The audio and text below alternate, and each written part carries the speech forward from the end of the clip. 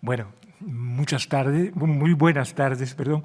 Y primero quiero agradecer la tan amable presentación de Javier Portús y agradecer también los amigos del Prado y las entidades patrocinadoras por esta invitación, que me llena de orgullo.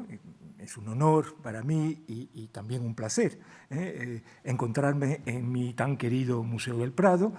Y entonces les puedo decir que estoy aquí, o justito, porque actualmente en París aumentan los contagios y están a punto de confinar de nuevo, lo que obligó a cambiar la fecha de la primera intervención que estaba previsto, como saben, en noviembre. Bueno, entonces vamos. Retratos velasqueños de Felipe IV, funciones, usos y lugares.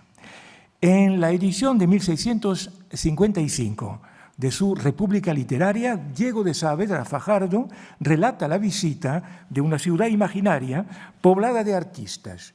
Entre los pintores con los que allí se encuentra, y cito, estaba retratando al rey Felipe IV Diego Velázquez, con tan airoso movimiento y tal expresión de lo majestuoso y augusto de su rostro, que en mí se turbó el respeto y le incliné la rodilla y los ojos. Bueno, este conocido elogio y otros parecidos, bajo las plumas de Díaz del Valle o de Antonio Palomino, son significativos de la alta estima en la que fue tenido en su tiempo el Velázquez retratista real. Saavedra Fajardo ensalzaba al excelso pintor sin referirse, al parecer, a un cuadro concreto. El retrato, evocado de manera genérica, se caracterizaba por unas inconfundibles cualidades formales relativas a la postura de la figura y a la expresión del rostro, provocando hiperbólicos efectos de admiración y reverencia. Ya en la época, cantidad de testimonios encomiásticos y juicios tópicos pusieron de manifiesto esta preeminente faceta de la actividad del pintor real, la de hacer retratos, obras que constituyen, como saben, una parte muy significativa de su obra. El título de Pintor del Rey denotaba a la vez el servicio de su majestad y la exigente función de pintar al monarca. Desde la instalación en la corte de 1623 hasta los años 1650, años de culminación profesional y artística, el retratista regio realizó un fascinante abanico de obras maestras, si bien, como veremos, la producción de retratos autógrafos del Real Modelo quedó relativamente limitada al no llegar a la docena los cuadros conservados hoy en día. El conjunto velasqueño de las efigies de Felipe IV ofrece el caso único en la historia del arte de una serie pintada por una misma mano en el espacio de más de 3 décadas, dando a ver el conmovedor paso del tiempo en el distinguido rostro real. Si bien el corpus adquiere de hecho una notable continuidad y coherencia, también evidencia unas evoluciones formales y renovadas perspectivas, tanto a nivel de las tipologías como de las formulaciones estéticas. La retratística velasqueña ha dado lugar en los últimos años a fundamentales investigaciones y estudios que aclaran las modalidades y concepciones del retrato regio y concretan su papel en la construcción de la imagen visual del reinado. Hasta cierto punto, podría parecer discutible dedicar una atención específica a la señera figura del rey cuando el retratista realizaba coetáneamente efigies de las reinas, de la familia real, de los hermanos e infantes y también, por supuesto, del imponente conde duque de Olivares. Los escritos de teoría artística en sus consideraciones sobre el retrato, desarrolladas y difundidas en Italia y luego en España, reservaban tradicionalmente el privilegio de ser retratado a personas memorables o de alto rango, y por encima de todas a la gloriosa figura del soberano. La imagen de la máxima autoridad cobraba entonces su conveniente significado sociopolítico como cumbre axiomática de un sistema de representación que, lógicamente, la diferenciaba dentro de la común retratística cortesana. Queda siempre muy abierta la cuestión del peso del trasfondo teórico del momento en la pintura de Velázquez. Reflexiones y puntos de vista sobre la pintura de retrato en los escritos de Carducho, Pacheco, Martínez, Díaz del Valle y Palomino en la estela de los tratados italianos de la Contrarreforma. Posiblemente Velázquez haya encontrado los planteamientos de mayor interés en el libro de Giampaolo Lomazzo, Idea del Tempio de la Pittura, que figuraba en su biblioteca, a través de los desarrollos del autor italiano sobre la expresión de la grandeza y de la majestad para idealizar los rasgos faciales de los reyes y príncipes. Como era harto reivindicado, el retrato regio tenía la función principal de ensalzar al gobernante, dar a ver en la belleza corporal exterior el reflejo de la virtud interior e instaurar a través de unas determinadas reglas formales el concepto esencial de la gravedad, expresión de la indefectible majestad y puesta a distancia de la persona.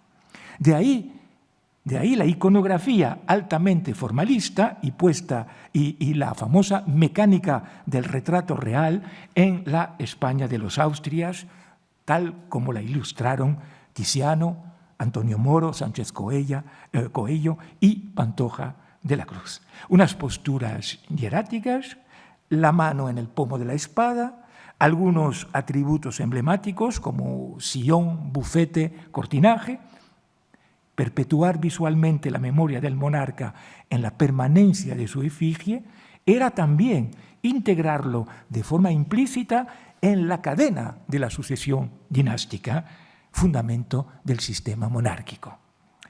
La fuerza visual y la novedad tipológica de las efigies de Felipe IV, como claves del reconocimiento unánime de su preeminencia, invitan, pues, a situar el arte del retratista en unas coordenadas perspectivas claramente asumidas y a acercarse a la especificidad de su genio artístico en términos de eficiencia y validez. Sin lugar a duda, Velázquez, en consonancia con los designios del Real Modelo, abordaba la realización de su retrato con un particular cuidado, sin excluir indefectibles reflexiones sobre la misma expresión de la realeza. Varios trabajos de estudiosos han privilegiado, quizá en exceso, la compleja cuestión de la representación del poder en la misma efigie del príncipe. Con la referencia a tratados políticos de todo tipo y tomando muy en cuenta las funciones idealizantes del retrato, se ha insistido en la figura del rey como personificación tropológica de una realeza de por sí sacralizada. La doctrina medieval del doble cuerpo del rey postulaba la idea de que a la persona física e histórica del gobernante se superponía un cuerpo inmortal como encarnación y esencia de la autoridad real.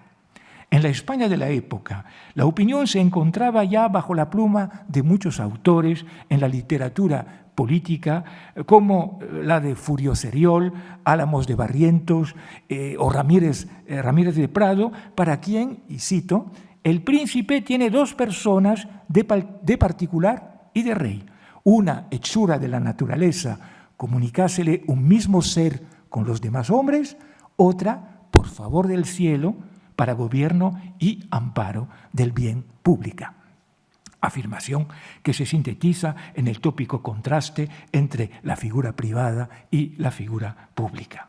Por lo tanto, no carece de fundamento el que se haya adecuado el concepto del doble cuerpo del rey al alcance simbólico del retrato plástico para alegar finalmente que, como se ha dicho, el rey es rey en su imagen, pero con el peligro de confundir a veces la misma idea con su contingente representación visual.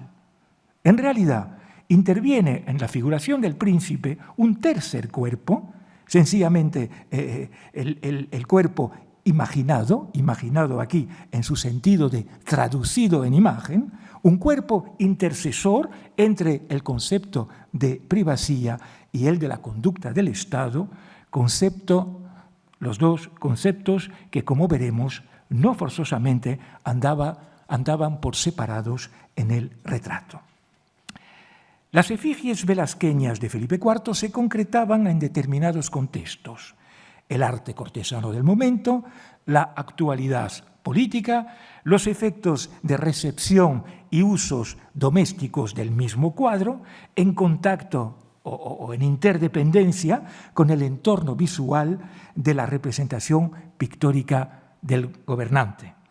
Esculturas, grabados, monedas, efigies efímeras exhibidas en ceremonias reales y celebraciones.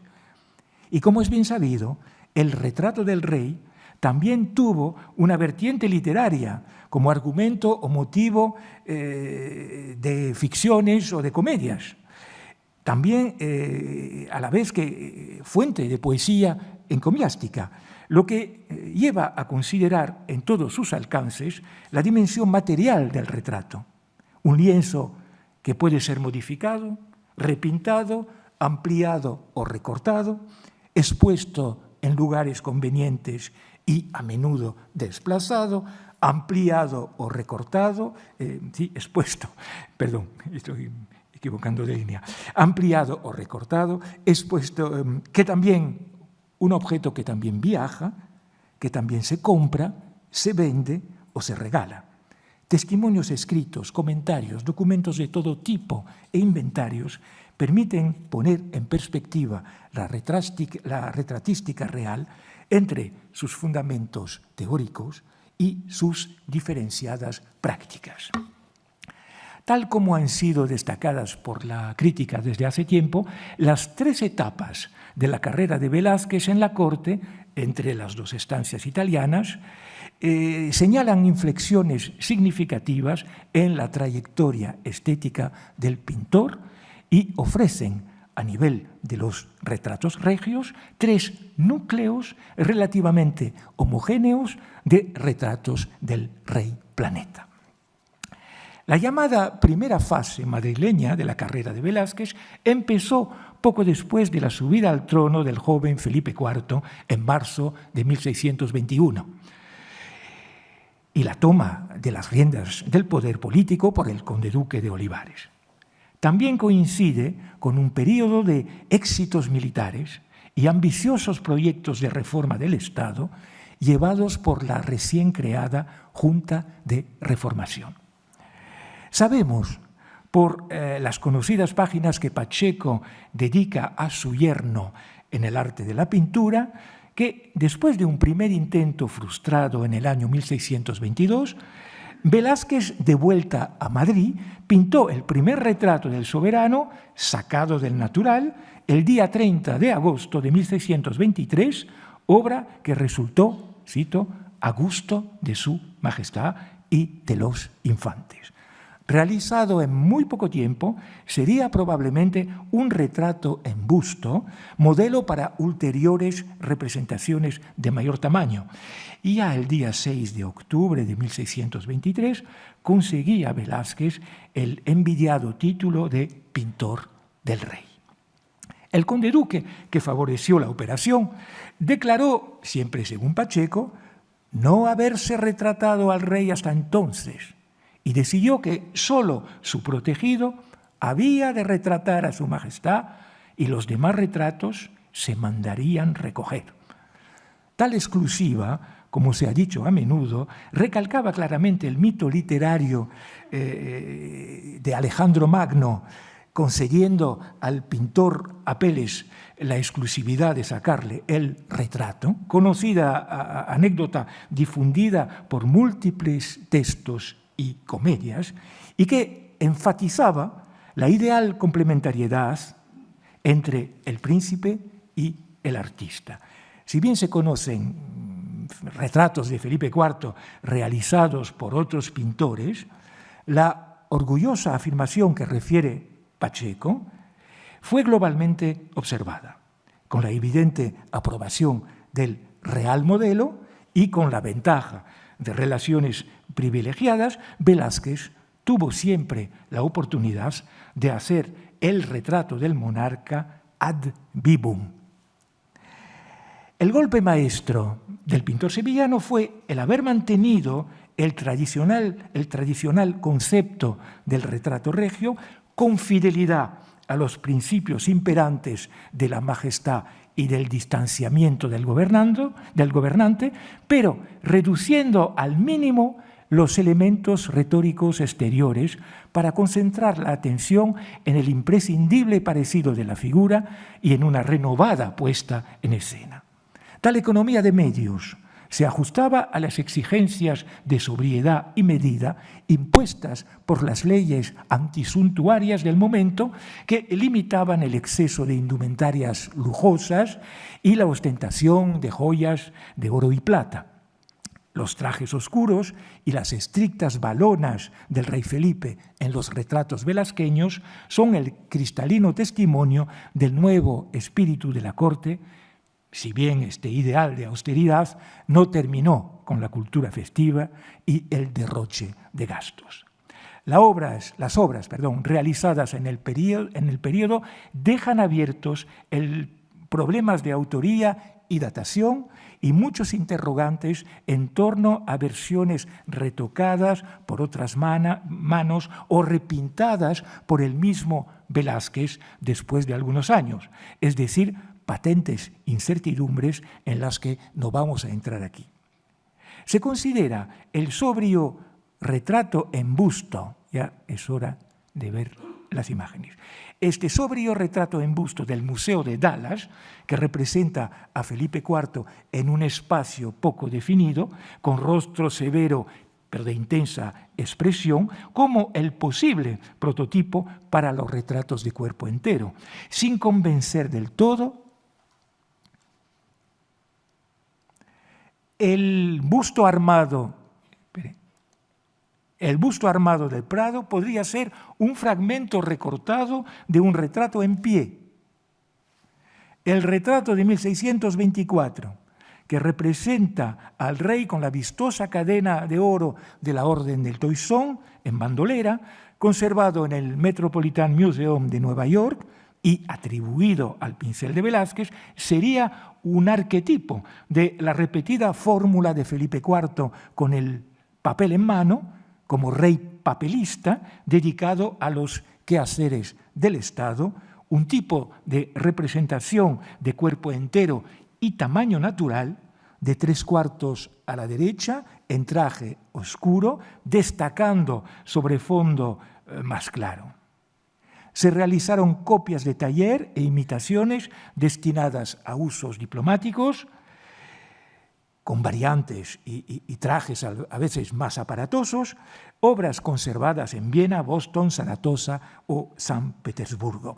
Si bien se ha dudado de que el pintor dispusiera en aquellos primeros años de un taller propio en la corte, parece obvio que trabajaba ya con expertos colaboradores para responder a la demanda de las cortes extranjeras.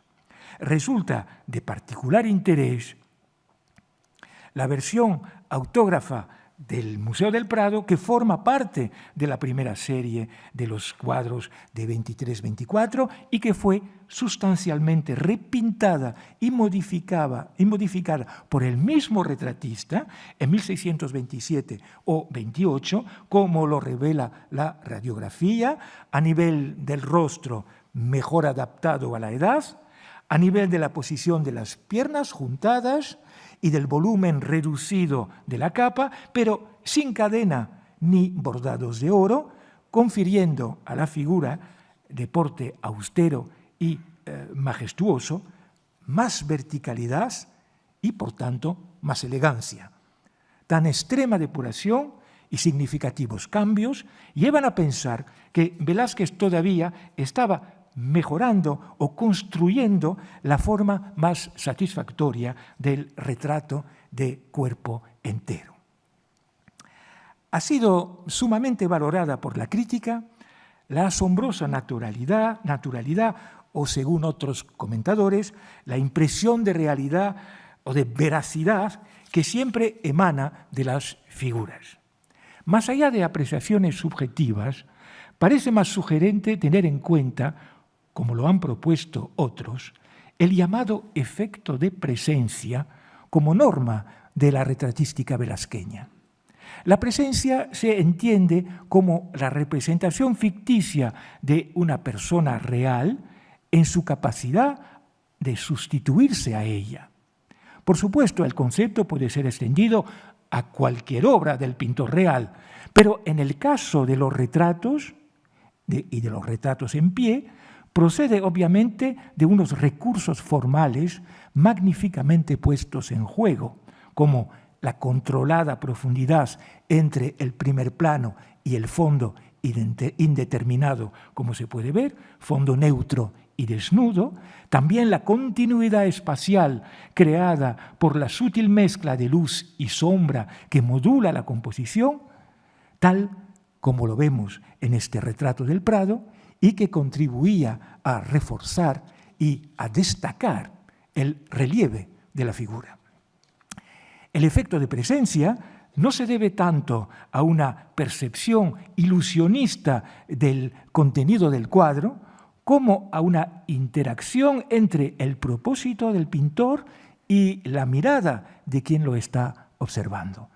No se trata de confundir, como se hacía a veces con algo de delectación, lo ficticio y lo real, y como lo refieren tantas anécdotas inspiradas en la literatura de la antigüedad, sino de intensificar el poder representativo de la imagen.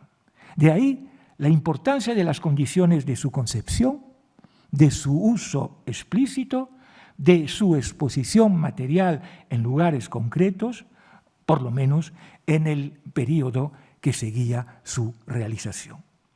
No es siempre suficiente la documentación que permita restituir precisamente cito la expresión, azarosa vida de los retratos, expresión que recojo de Javier Portús, dejando lugar a conjetura y a especulaciones. Los formatos de la mayoría de las figuras reales en pie eran de proporción del natural, es decir, de 2 metros por 1, más o menos, y se adaptaban a espacios amplios, galerías o salones palaciegos, con la siempre relativa distancia para ser observados debidamente. Se plantea entonces el problema del punto de vista y del acceso a los cuadros, el de la conveniencia de la clasificación habitual entre retratos privados y retratos públicos, y también de la pertinencia de las etiquetas en vigor entre retrato oficial, retrato de corte, retrato de Estado o de aparato que se les atribuía.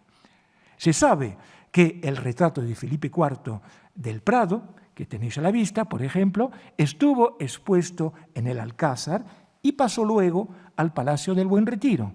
A través de sus cargos administrativos, Velázquez tenía en mano la organización del entorno artístico de los espacios de la corte y, en concreto, la ordenación de las pinturas. Un caso significativo de presencia ofrece la exposición de un monumental retrato ecuestre.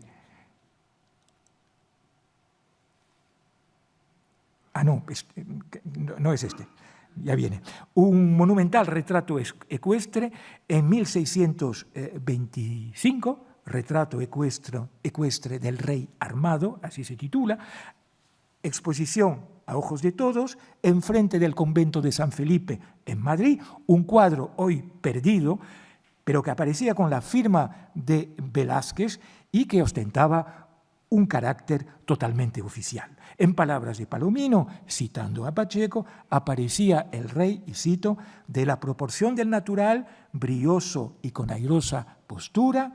La obra suscitó, vuelvo a citar, admiración de toda la corte, envidia de los del arte y emulación de la naturaleza. Fue profusamente celebrada con loas y grandes poemas casi todos conocidos, y dio lugar también a algunas celosas críticas. La exitosa exhibición pública del primer retrato ecuestre de Velázquez en el corazón de la Vía y Corte es prueba fehaciente de la fuerza celebrativa del cuadro como expresión en aquel annus mirabilis de 1625 de la potencia militar, pilar de la monarquía hispánica personificada en el mismo monarca. Y también asentaba el naciente prestigio del joven pintor real. El retrato ecuestre fue colgado posteriormente en el Salón Nuevo del Alcázar, el futuro Salón de los Espejos, haciendo juego con el admirado Carlos V en la batalla de Mühlberg de Tiziano, trasladado desde el Palacio del Pardo en 1624 y que colgaba en el lado opuesto del salón. Pocos años después, la obra de Velázquez fue sustituida por el retrato de Su Majestad a caballo, que tienen a la vista, pintado por Rubens en Madrid a finales de 1628 y conocido ahora por una copia de Martínez del Mazo. El retrato presentaba al rey armado en un caballo fogoso, con profusión de ángeles y alegorías, una obra muy representativa del barroco rubeniano y que gustó mucho al rey Felipe. El cuadro de Velázquez fue relegado al depósito de obras de la Casa del Tesoro y los dos retratos lamentablemente se perdieron en el incendio del Alcázar en 1734. La estancia diplomática de Rubens en la corte madrileña entre octubre de 1628 y abril de 1629 tuvo un señalado impacto en la pintura cortesana.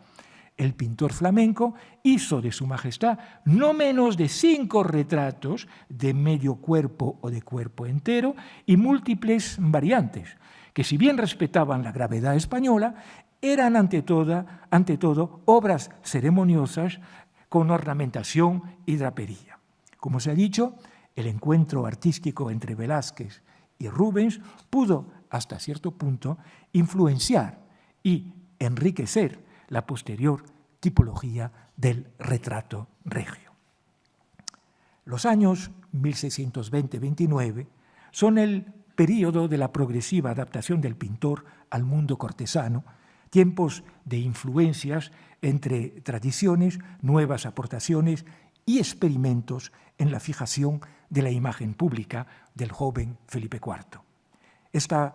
En esta fase de elaboración, Velázquez orientó el convencional retrato regio hacia más naturalidad y sobriedad, como se ha visto, y al mismo tiempo reforzaba su propio estatus profesional entre probables rivalidades.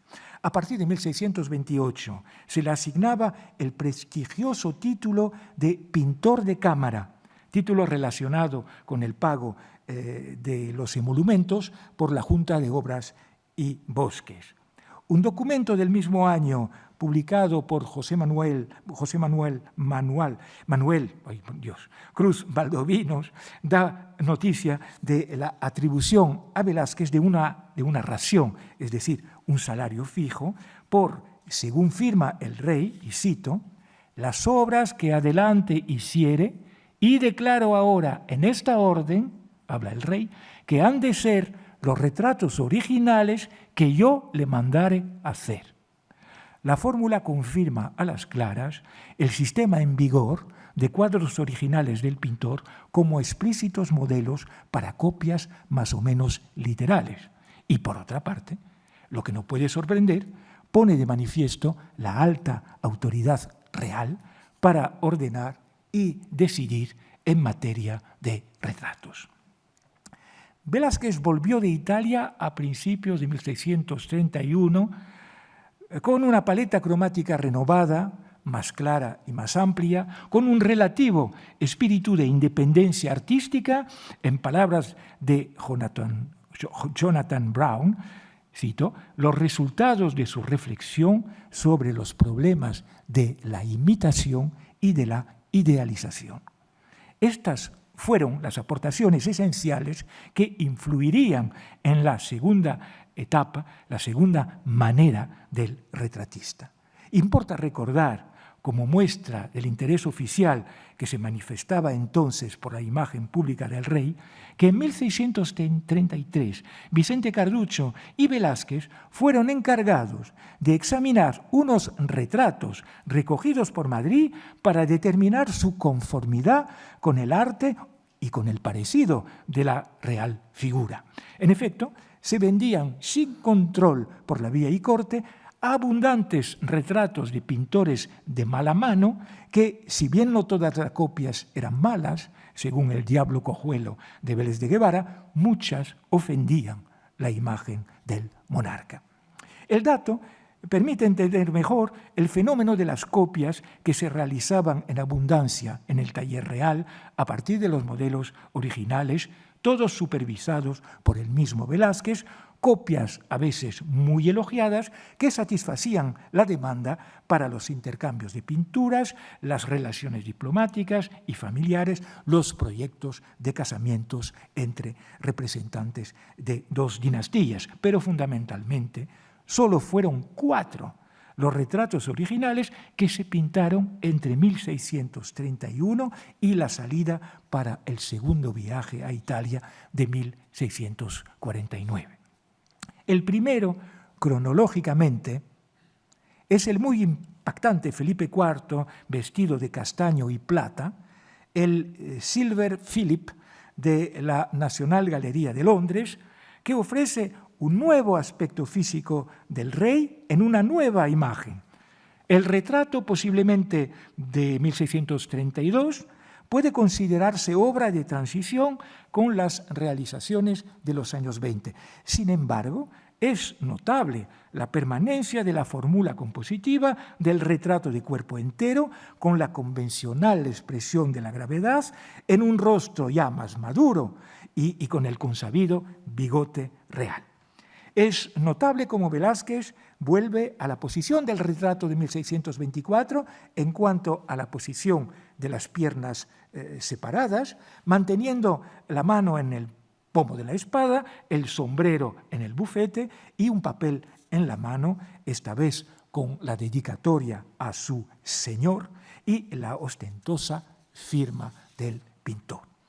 En este retrato de traje, como se ha dicho a veces, es de mucho impacto visual el centelleo de los bordados de plata, verdadero tour de force en armonía con el tapete del bufete y la cortina roja.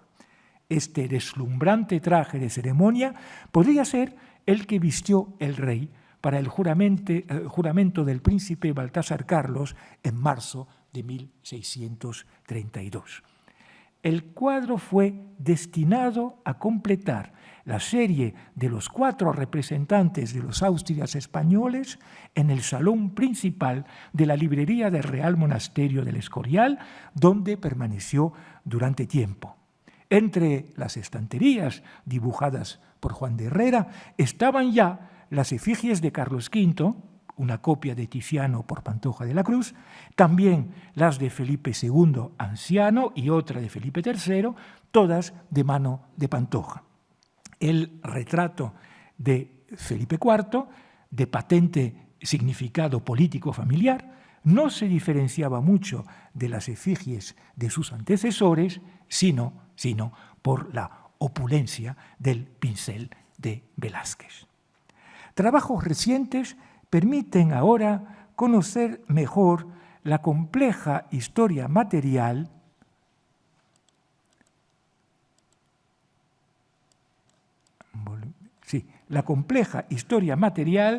y el significado de los 5 retratos ecuestres de la familia real que constituían el conjunto de aparato del Salón de Reinos del Buen Retiro. Los cuadros fueron pintados esencialmente con el taller entre 1633-35, fecha en la que se colgaron en el sitio de mayor prestigio del nuevo palacio.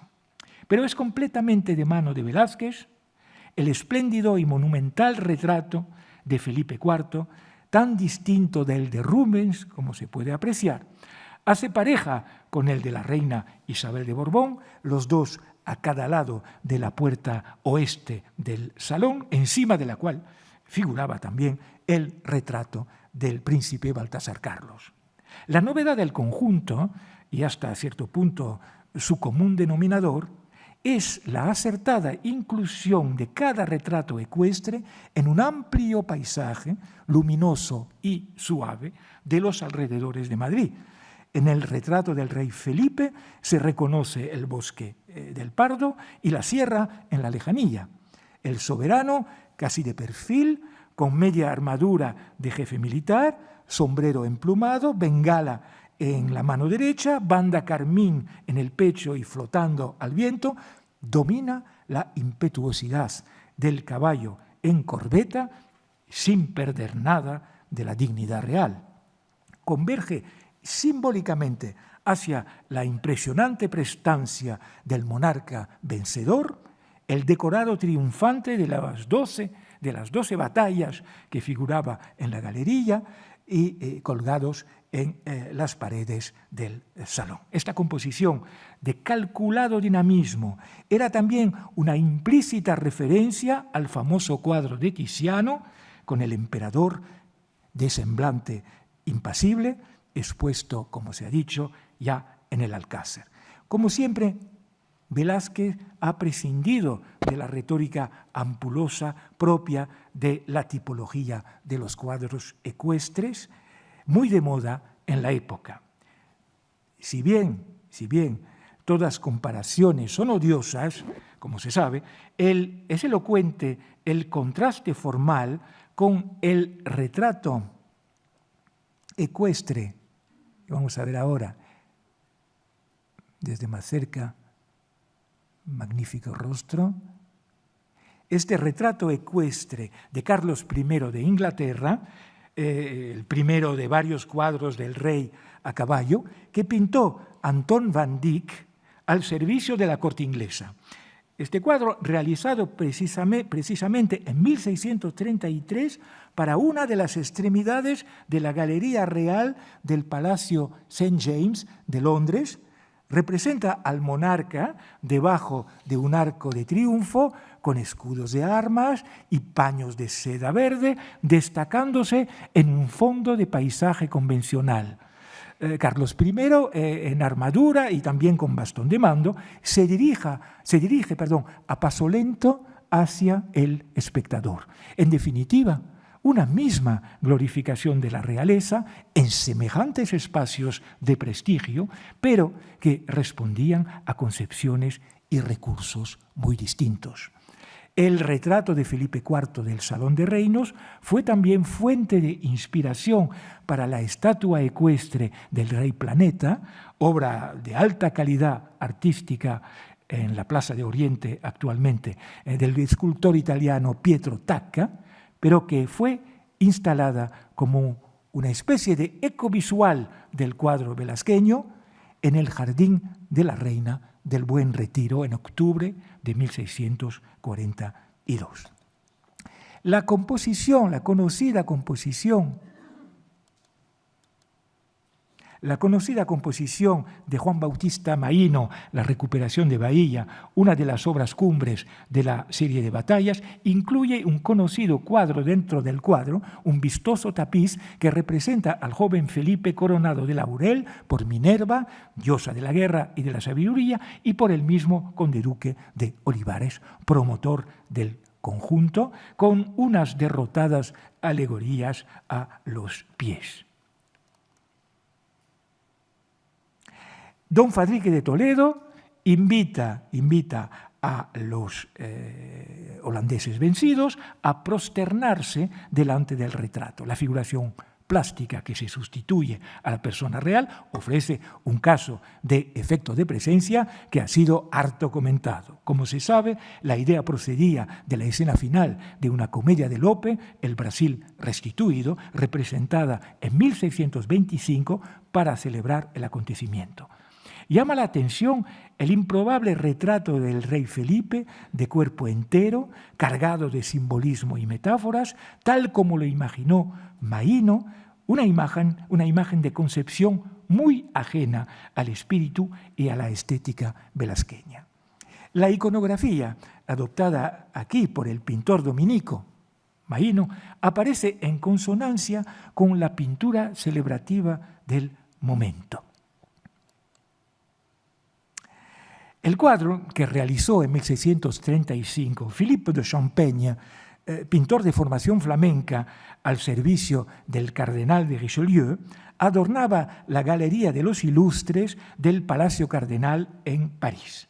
Representa a Luis XIII de Francia, el cuñado de Felipe IV, de pie y en armadura, coronado también de laurel, esta vez por la alegoría de la gloria, con una vista de La Rochelle en la parte inferior de la composición, evocación de la batalla victoriosa llevada contra los protestantes pocos años antes. No se trata de comparar la factura de estos dos retratos para resaltar evidentes puntos de contacto iconográfico, como de subrayar, por contraste, la originalidad de las opciones que desarrolló Velázquez en materia de iconografía regia. Al lado de corrientes artísticas internacionales, como se acaba de ver con los dos ejemplos de Van Dyck y de Champaigne, que se caracterizaban por un profuso lenguaje simbólico y un apoyado principio de la adulación. En este sentido, enfocamos el tercer de los retratos regios del período, el Felipe IV Cazador del Museo del Prado, obra maestra del género, pintada hacia 1632 e instalada en la Torre de la Parada, con algunos retoques entre 1635-37. Es la pieza culminante de un conjunto de 3 representaciones de semejante concepción, con la del cardenal infante don Fernando, hermano del rey, y la del príncipe heredero Baltasar Carlos. 3 variaciones sobre un mismo tema en cuadros de altura parecida que fueron colgados en la llamada Galería del Rey. La casa no solo representaba el deporte aristocrático por antonomasia, sino que también se consideraba un remedio de las artes militares y de la actividad guerrera, a la par que una fuente de virtudes para el buen gobernante, tal como lo apuntaba el tratado Origen y Dignidad de la Casa de Juan Mateos, también retratado por Velázquez, el ballestero principal de Felipe IV, obra que se publicó precisamente en 1634. Estos retratos formaban parte de la cuantiosa decoración pictórica del pabellón de casa y se adaptaban lógicamente al lugar de su exposición, las inmediaciones frondosas del Pardo.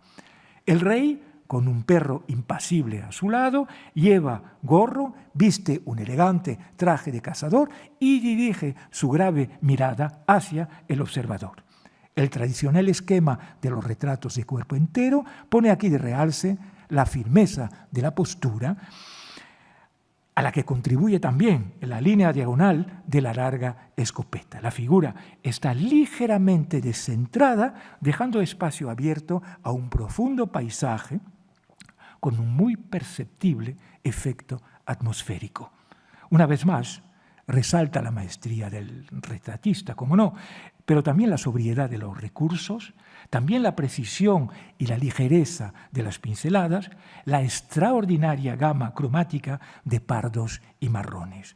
La cabeza, que destaca sobre la copa oscura de la encina, y el rostro pintado con esmero, se convertían, para los que tenían entrada a este sitio privado, en la inconfundible seña de identidad del real modelo. Así que los 3 retratos, el de la Biblioteca del Escorial, el del Salón de Reinos y el de la Torre de la Parada, declinaban la majestad real en 3 lugares destacados del poder monárquico, pero lugares de acceso restringido, respondiendo a las exigencias de la cultura cortesana. Con pocos atributos, sin cetros ni coronas, los retratos regios de Velázquez, poco convencionales, experimentan con brillo y eficacia unas tipologías nuevas que diversifican la imagen del soberano en su madurez física, dando lugar a múltiples copias para satisfacer, como se ha dicho, la demanda aristocrática y, en primer lugar, la de las cortes extranjeras. Importa resaltar el hecho de que cada uno formaba parte de un significativo proyecto decorativo, siempre relacionado con la exaltación del sentimiento dinástico, o sea, la sucesión de los gloriosos monarcas de la Casa de Austria, la familia real como principio de su continuidad y la esperanzadora proyección hacia el porvenir a través de los retratos del príncipe heredero. Se concentra la realización de los tres en unos pocos años de la década de los años 30, justo antes de que empiece la guerra contra Francia, y transcurrirán casi 10 años antes de que Velázquez vuelva a pintar el rey. El dato lleva a interrogarse sobre esta ausencia de imágenes regias a partir de la fecha y a observar como una especie de ruptura en la producción pictórica de retratos de Felipe IV por su pintor de cámara. En efecto, pintado en 1644, el retrato de Felipe IV en Fraga, hoy en la colección Frick de Nueva York, es, y con mucha razón, uno de los más valorados por la crítica y también el más documentado. Varias fuentes escritas han contextualizado su particular realización. En 1644, el rey, acompañado de una parte de la corte, se encontraba en Aragón con motivo de la campaña militar contra los invasores franceses y los insurrectos catalanes. Para celebrar la recuperación de Lérida, se pidió a Velázquez un retrato del rey vencedor para mandarlo a la reina Isabel de Borbón. La obra fue pintada en Fraga en 3 días y en condiciones casi improvisadas. Felipe IV aparece con bastón de mando y un sombrero de ala en la mano derecha, pero no en pie, sino de poco más de medio cuerpo y mirando hacia la izquierda. 2 opciones totalmente inéditas y en ruptura con los anteriores retratos. Destacando sobre un vibrante fondo de color marrón, la figura real se caracteriza ante todo por el precioso traje de comandante militar, rojo y plata, meticulosamente pintado, al igual que el severo y luminoso rostro real, con el admirable detalle de la sombra del bigote. Hasta quería titular la conferencia La sombra del bigote. Todo con tan lindo aire, tanta gracia y majestad, escribe Palomino, que parecía otro vivo Filipo. Ninguna arrogancia, sino la potencia real eufemizada con refinamiento, la superior autoridad del monarca y la elegancia natural de la majestad real. Ninguna retórica ampulosa, sino la usual sobriedad del pintor.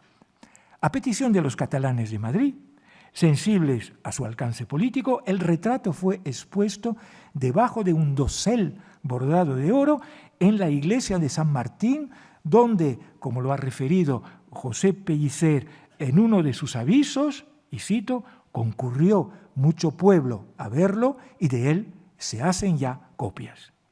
En la misma iglesia de San Martín, el cuadro fue también objeto de un sermón celebrativo que se publicó poco después con la referencia directa al celebrado retrato del rey victorioso y magnánimo. Este caso redundante de exhibición pública de una pintura velasqueña viene a reforzar el principio ya evocado del efecto de presencia, si bien representaciones plásticas, como se ha dicho, de los reyes aparecían ya en fiestas, ceremonias y entradas. Las puestas en escena a las que dio lugar este cuadro circunstancial relacionaba claramente la efigie real a las que dio lugar con la cultura teatral que triunfaba por aquellos años en los corrales y también en palacio. De manera más general, la evidente espectacularidad o teatralidad del retrato regio, como se ha visto, podía aparecer también en los mismos escenarios, lleva a preguntarse hasta qué punto su exitosa recepción podía influir en los criterios de su misma elaboración. El muy excepcional retrato de Fraga concluía, de cierta forma, la etapa de madurez del pintor de cámara en su exploración del género. El retratista esperaría casi otros 10 años antes de ofrecer una nueva propuesta de la imagen del rey. Durante su segunda estancia en Italia, 49-51, Velázquez pintó gran cantidad de retratos, principalmente de varios miembros de la corte papal, la mayoría en bustos, entre los que resplandece el conocidísimo retrato del Papa Inocencio X sentado hoy en la Galería Pamphili de Roma. El rey Felipe en Madrid esperaba con impaciencia la vuelta de su pintor de cámara. En una carta de 1653 a la priora del convento de Carmelitas de Malagón, una carta ya comentada por Fernando Marías, se lamentaba el rey de la flema de Velázquez, que tardaba en cumplir con su tarea de retratista, pero el rey expresaba al mismo tiempo su molestia de verse envejecido en su imagen. Como lo ha puesto de manifiesto la exposición dedicada aquí en el Prado a Velázquez y la familia de Felipe IV, el decenio de los años 50 fue particularmente brillante a nivel de la producción artística, pero en un pésimo contexto político. La monarquía hispánica se hundía cada vez más en crisis múltiples que acarreaban su ineluctable decadencia.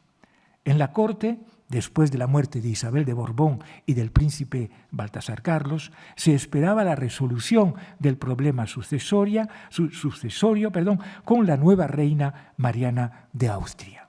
Algunos han usado la expresiva fórmula de una corte melancólica.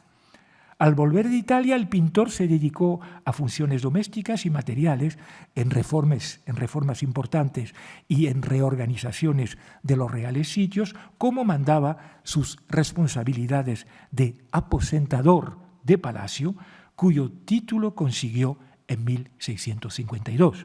Coetáneamente, puso su pincel de retratista al servicio de una serie de cuadros de miembros de la familia real, pero tan solo parece haber pintado hacia 1655 un retrato del monarca, el famoso busto de Felipe IV del Museo del Prado.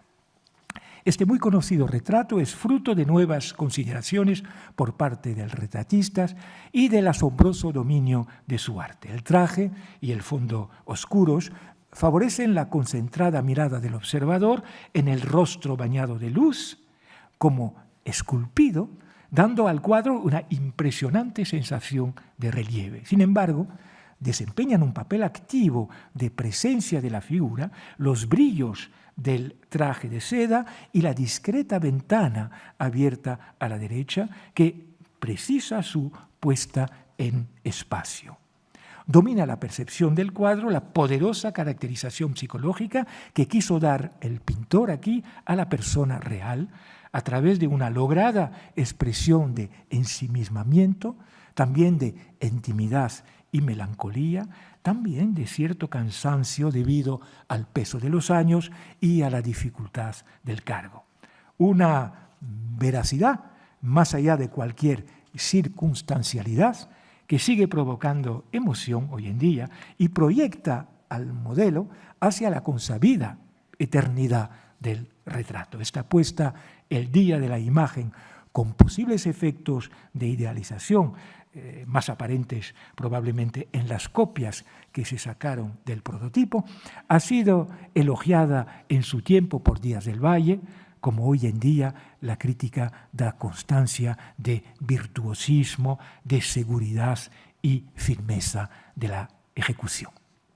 Se conoce del cuadro otra versión realizada posteriormente, quizá En 1657, el busto de Felipe IV, hoy en la National Gallery de Londres, con la diferencia principal del collar de la Orden del Toisón y del traje negro de terciopelo mate con bordados de oro. Los dos retratos se consideran imagen privadas, como no faltaban en los palacios.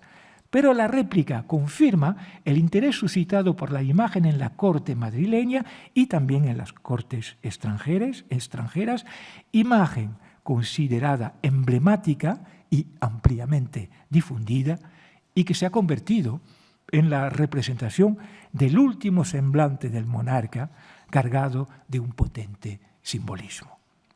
La evolución desde el retrato de cuerpo entero hasta la categoría del retrato en busto, que así era probablemente el primero, pintado ya en 1623, es significativa de un cambio de percepción de la imagen real. Influirían, naturalmente, varios factores, pero el más patente, sin lugar a duda, era la búsqueda de una mayor economía representativa y de la ideal esencialidad, si se me permite ese neologismo, esencialidad de la imagen. Esta nueva concepción velasqueña del significado y de la forma del retrato en busto plantea hoy el problema de las fronteras entre retrato privado y retrato público, de la presencia y del valor del cuerpo político y su conexión estética con el cuerpo natural en la pintura. No es del todo casual la progresiva reducción de los formatos que adoptó Velázquez a lo largo del tiempo, poniendo en juego otra dialéctica entre el rostro y la corporeidad de su modelo. La innegable dimensión privada se prestaba a cierta modalidad de exposición menos oficializada y, por lo tanto, a una mirada más aplicada del observador. Sin embargo, sería excesivo descartar la vertiente oficial y el uso público de estos retratos. Recordemos que eran numerosos en la época las figuras de reyes en busto y era muy valorada la tradición de los bustos esculpidos a la romana. Lo que podemos considerar ahora una ambigüedad de enfoques era, de hecho, muy consustancial a un proyecto estético.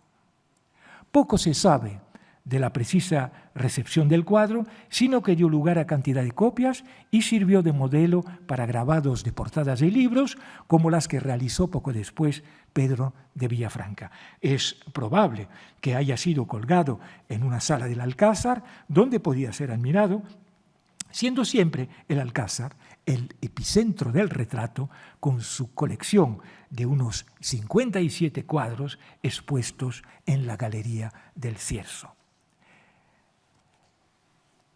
Ya vamos a la conclusión. Estos problemáticos aspectos llevan una vez más a poner en tela de juicio las exactas relaciones entre Velázquez y Felipe IV.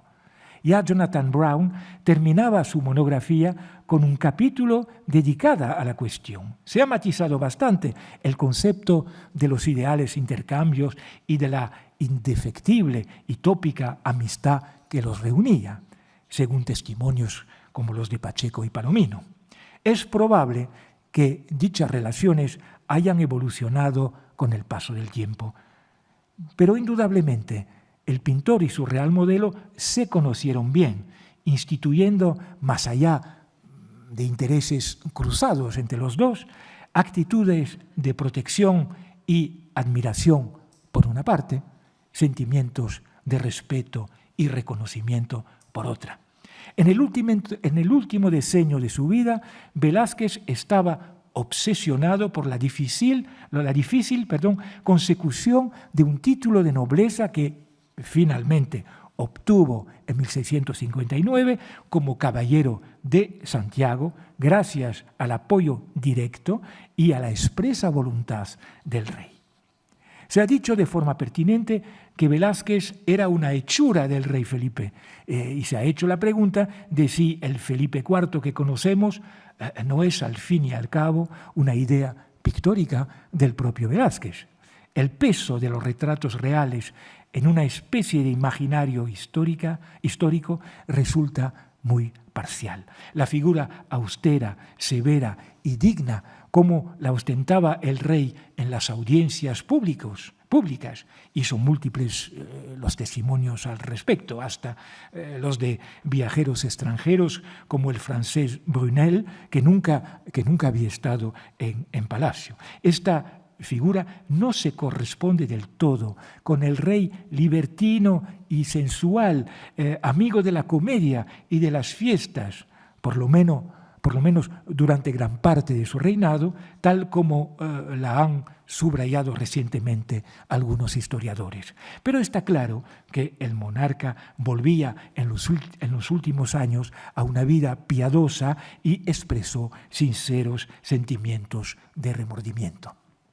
Son de aceptar dichas contradicciones y volver, para terminar, a las meninas, simplemente para hacer aquí hincapié en una de sus sintéticas facetas, la de la autorrepresentación del retratista pintando a la pareja real.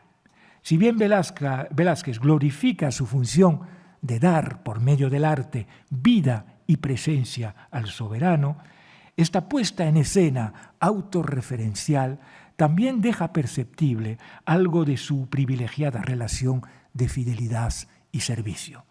Hasta cierto punto aparece como una maravillosa casualidad